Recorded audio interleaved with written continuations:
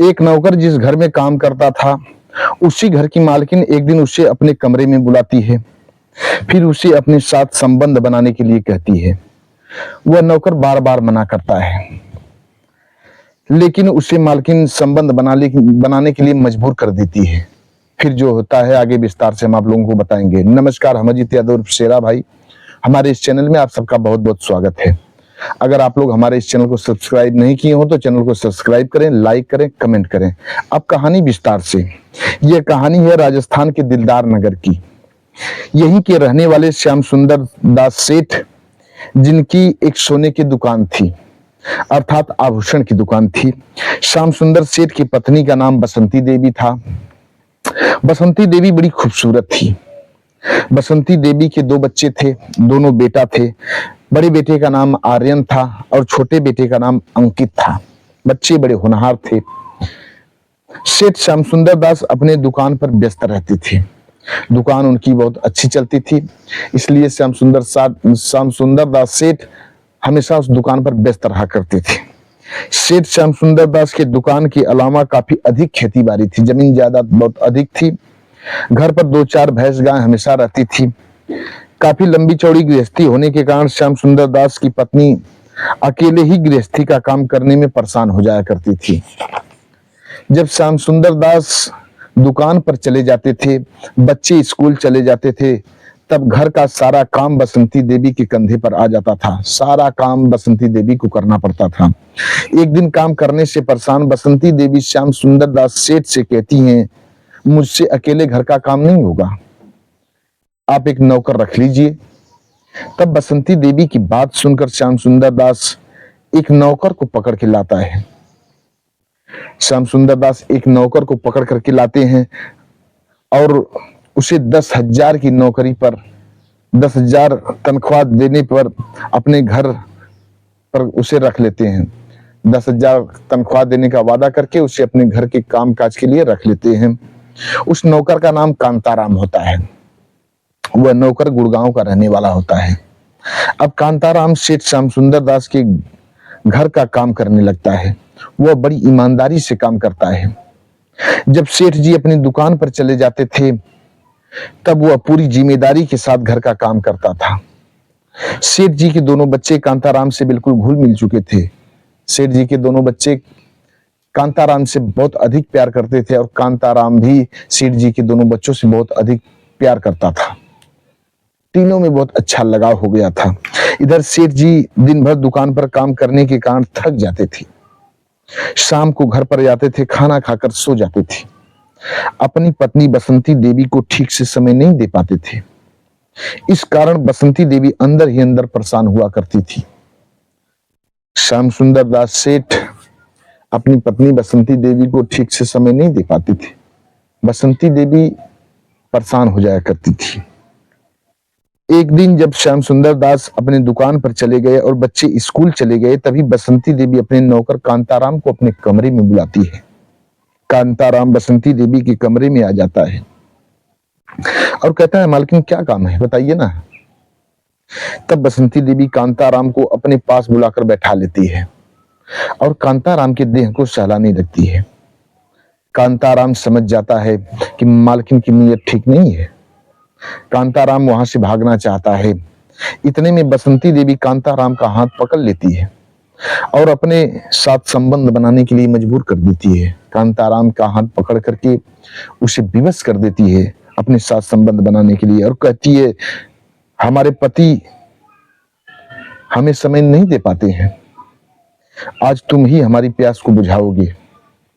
कांताराम हाथ जोड़ लेता है, कहता है, मालकिन मैं मालिक के साथ गद्दारी नहीं कर सकता। मैं इस घर का नमक खाया हूं। बसंती देवी कहती है, तुम्हारे नमक की ऐसी की तैसी। अगर तुम हमारी इच्छा की पूर्ति नहीं करोगे तो मैं तुम्हें अपनी छेड़खानी के जुर्म में जेल के अंदर करवा सकती हूँ। धमकी देती है बसंती देवी कांताराम को। वह गरीब कांताराम बसंती देवी की बात सुनकर के डर जाता है। साहब, गरीब बड़े ही भोला किस्म के होते हैं, वैसे ही कांताराम था। जब इतनी धमकी बसंती देवी कांताराम को देती है, कांताराम डर जाता है और बसंती देवी के साथ संबंध बनाने लगता है। कुछ समय व्यतीत होता है, कांताराम बाहर जाने लगता है। तब बसंती देवी कांताराम से कहती है, अगर इस बात की जानकारी सेठ जी को चली तो मैं तुम्हें अपने बलात्कार के जुर्म में जेल के अंदर करवा दूंगी, जेल में भिजवा दूंगी। और हाँ, भागने की कोशिश मत करना। देखिए, स्त्री आश्चर्यतम पुरुषस्य भागम, कहते हैं ना कि स्त्रियों की नीयत कब बिगड़ जाती है और उनके मस्तिष्क को, उनके दिमाग को कोई समझ नहीं सकता। वैसे ही बसंती देवी आज कांताराम के साथ खेल खेल रही है। कहती है, अगर इस बात की जानकारी सेठ जी को चली तो मैं तुम्हें बलात्कार के जुर्म में अंदर करवा दूंगी। और हाँ, अगर भागने की कोशिश करोगे तो भी तुम्हें बलात्कार के जुर्म में पकड़वा लूंगी और जेल के अंदर करवा दूंगी। अब कांताराम और डर जाता है। वह चुपचाप बाहर आता है और घर के काम में लग जाता है। अब ऐसे ही बसंती देवी हर रोज मौका पाकर कांताराम को संबंध बनाने पर मजबूर कर दिया करती थी। कांताराम चुपचाप बसंती देवी की बात को मान लेता था, क्योंकि वह जेल की धमकी दिया करती थी। बार बार धमकी सुनकर उसे बहुत अधिक डर लगता था। एक दिन ऐसे ही दोपहर को बसंती देवी कांताराम एक साथ संबंध बना रहे होते हैं। तभी अचानक सेठ जी किसी काम से घर पर आ जाते हैं। सेठ श्याम सुंदरदास किसी काम से घर पर आ जाते हैं। दोनों घबराकर घर से बाहर निकलते हैं। कांताराम और बसंती देवी घबराकर घर से बाहर निकलते हैं। सेठ जी को अब दोनों पर शक होने लगता है, क्योंकि सेठ जी को शक होने लगता है कि दोनों घबरा क्यों रहे हैं, क्या बात है। सेठ जी बसंती देवी और कांताराम को डांट कर पूछने लगते हैं, तुम दोनों एक ही कमरे में क्या कर रहे थे? दोनों चुपचाप खड़ी थी, कोई कुछ नहीं बोल रहा था। दोनों को डांटते हुए सेठ जी कहते हैं, ठीक है, मैं शाम को घर पर आता हूं और तुम दोनों की विधिवत खबर लेता हूं। इतनी बात कहकर कुछ सामान सेठ जी लेते हैं और अपने दुकान पर चले जाते हैं। इधर बसंती देवी मन ही मन घबराने लगती है और एक योजना बनाने लगती है। उसे लगता है कि सेठ जी को सब कुछ पता चल चुका है। बसंती देवी कांताराम से कहने लगती है कि तुम मुझे यहां से कहीं दूसरी जगह भगा ले चलो, नहीं तो मैं तुम्हें फंसा दूंगी, क्योंकि तुम औरतों को नहीं समझते हो। औरतें क्या चीज हैं अभी तुम्हें पता नहीं है। मैं तुम्हें विधिवत फंसा दूंगी। कांताराम फिर डर गया। वो बसंती देवी को अपने साथ भगा ले जाने के लिए तैयार हो जाता है। अब बसंती देवी अपने घर के कुछ जेवर व पैसे लेकर वहां से कांताराम के साथ फरार हो जाती है। दोनों जयपुर शहर में जाकर एक भाड़े का रूम लेकर के रहने लगते हैं।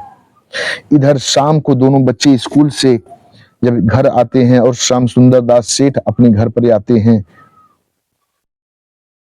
तब बसंती देवी को पुकारते हैं, लेकिन बसंती देवी और कांताराम दोनों का घर पर पता नहीं चलता है। सेठ जी समझ जाते हैं कि दोनों फरार हो चुके हैं। दोपहर का शक हमारा ठीक ही निकला। अब सेठ जी दोनों बच्चों को बहला फुसलाकर घर पर रहने लगते हैं। सारी जिम्मेदारी सेठ जी के ऊपर आ जाती है। सेठ जी दोनों बच्चों को स्कूल छोड़कर घर का काम करके तब अपनी दुकान पर जाया करते थे। इधर कुछ दिन व्यतीत हुआ। जब बसंती देवी के गहने और पैसे खाने पीने और मौज करने में खत्म हो गए, तभी कांताराम मौका पाकर अपने घर फरार हो गया। मौका को पाया कांताराम वहां से भाग निकला। अब बसंती देवी वहां अकेले ही लाचार पड़ जाती है। अब बसंती देवी अपनी गलतियों का एहसास करके पछताने लगती है। उसे अपनी भूल पर बहुत पश्चाताप होता है, लेकिन कहते हैं ना कि अब पछताए होत क्या जब चिड़िया चुन गई खेत। इधर बसंती देवी के पास जब पैसे नहीं थे अपने खाने के लिए, जब कोई पैसा नहीं था पास में, तो खाने का बंदोबस्त करने के लिए बसंती देवी भीख मांगना आरंभ करती है, क्योंकि भीख एक ऐसी चीज है साहब, आपको सब कुछ करवाने पर मजबूर कर देती है।